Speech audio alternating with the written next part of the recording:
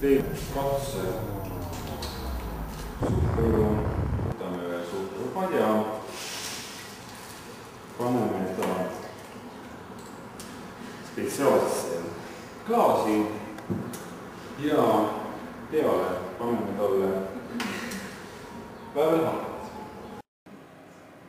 Nii, ja nagu te näete, kohe hakkab tekkima selline ruunikas värvus. See näitab juba kujunlikult, et tekkima hakkab süsinik. Ütle väike algkatsuda, kas on soojaks läinud.